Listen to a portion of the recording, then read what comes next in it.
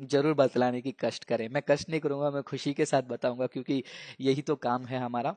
तो भाई Amit, Roman Catholics अगर इस चर्च के बारे में बात करेंगे तो वो कलीसिया का, अगर आप ऑर्थोडॉक्स टीचिंग्स के बारे में बात करते हैं रोमन कैथोलिक्स का, वो मानते हैं कि यीशु मसीह खुदा है, वो त्रिएकता को मानते हैं, वो बाइबल को अथॉरिटी मानते हैं। तो बेसिक फाउंडेशन जो है क्रिश्चियनिटी का वो मानते हैं। लेकिन at the same time Roman Catholicism जो है कुछ ऐसे बातों को भी मानता है जो बाइबल से मेल नहीं खाती है, जैसे कि आपने हाईलाइट किया यहाँ पर। शुरू करते हैं एक एग्जाम्पल के साथ।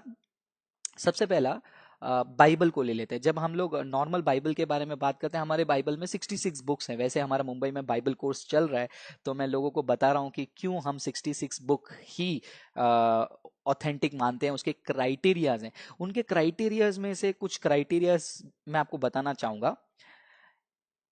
ये जो क्राइटेरियाज हैं, इसके आधार पर डिसाइड नहीं किया जाता है, बल्कि पहचाना जाता है कि कौन सा किताब बाइबल में होना चाहिए। सो क्राइटेरिया नंबर 1 ये है, क्या वो किताबें किसी परमेश्वर के भविष्यद्वक्ता ने, यानी कि पुराने नियम में जितने भी भविष्यद्वक्ता हैं या नए नियम के प्रेरितों ने लिखा है, नंबर 1। दूसरा, वो प्रेरितों ने ही लिखा है, उसका अथॉरिटी क्या है, तो उसके लिए उनका राइटिंग स्टाइल, उनका परमेश्वर का हाथ उनके साथ था, वो देखा जाता है। तीसरा पॉइंट, क्या वो किताब परमेश्वर के बारे में सत्य बोलती है in comparison to other books. अगर मुझे एक किताब मिलता है तो एक किताब को लेकर मैं देखूंगा बाकी जितने भी बाइबल में किताबें हैं, क्या उनसे वो मेल खाती हैं या फिर कोई और शिक्षा देती हैं।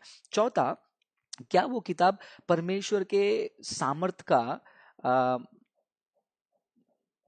परमेश्वर के सामर्थ का उदाहरण देती है। फॉर एग्जाम्पल, जब कोरिंथ के लिए प्रेरित पौल ने पत्र लिखा, रोम के लिए पत्र लिखा, वो पत्र जो है वहां पर एक बहुत बड़ी जागृति को लेकर आई। क्या वो किताब ऐसे कार्यों को कर पाई? ये चौथा है। और पांचवा, क्या लोग उस समय में उस किताब को ऑथेंटिक एक्सेप्ट करें? तो ये 5 क्राइटेरिया से जो है किताबों को जो है पहचाना गया कि बाइबल में 66 क्यों ही रहना है। लेकिन जब हम रोमन कैथोलिक्स बाइबल के बारे में बात करते हैं, उनके बाइबल में एक्स्ट्रा किताब है। इसके ऊपर शुएब सैयद सवाल उठाते हैं लोग, मुसलमान लोग भी इसी को लेकर चिल्लाते रहते हैं, लेकिन आने वाले दिनों में इसके ऊपर मैं डिटेल से वीडियो बनाने वाला हूं।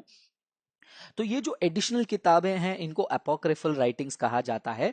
पुराने नियम के आखिरी किताब और नए नियम के पहले किताब के बीच में लगभग 400 साल का जो है चुप्पी था, परमेश्वर बात नहीं कर रहे थे।